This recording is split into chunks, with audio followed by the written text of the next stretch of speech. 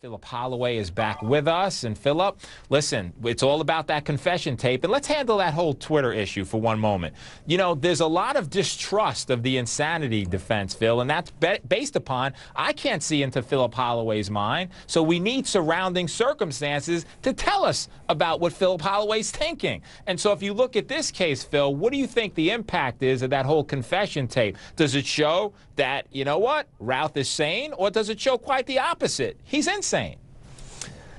To me, Joey, just looking at it objectively, and before I go there, you're absolutely correct. It's very difficult, if not impossible, to actually get inside someone's head, so you have to look at objective measures.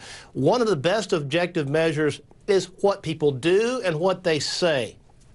Looking at this objectively, his police interview is absolutely devastating to him because he says over and over and over again that he does know right from wrong. It's well documented that he had psychiatric problems, he'd been hospitalized, he had PTSD, perhaps among other things. Under Texas law, Joey, he has the burden of proving, however, that he did not know right from wrong at the time of the offense. Now, the Phil, burden is on him. Let me stop you there, because we'll talk about burden, but let me take the other side to what you're saying. I don't think it's devastating. I think it aids the defense significantly, and here's why, Phil, and just playing devil's advocate with you. If you look at what he's saying, okay, first of all, is he the best person to be suggesting whether he's sane or insane? He's not a clinician, but what about what he's saying? He sees flying pigs. I had to take their souls before they took my soul. You know, I'm seeing things. And so if you look at the nature of what he's discussing, how do you address that and otherwise explain that this guy's lucid, Phil? Well, what it does is it raises the issue of whether or not he's malingering. Is he faking it? When he goes on after the police chase and he says something to the effect of, you know, am I a schizophrenia? Do I have schizophrenia? Am I suffering from insanity? Things like that. It looks like, to the minds of this jury, it can look like he's laying the groundwork starting immediately.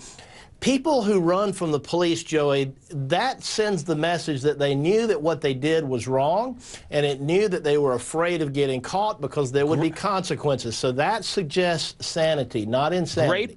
Great points, Phil. But then when they catch up to him, he, of course, again tells the police when they have him at the police car that, you know what, he might very well be insane. He's hearing things, he's seeing things, and so certainly it could be malingering, laying the foundation, but, you know, you got to really question whether or not it is. And just to ask you this, Phil, jumping to the point about remorse, what do you think about that? Him showing remorse and him being sorry, do you think that cuts in his favor, or, again, is it damning to show you knew right from wrong?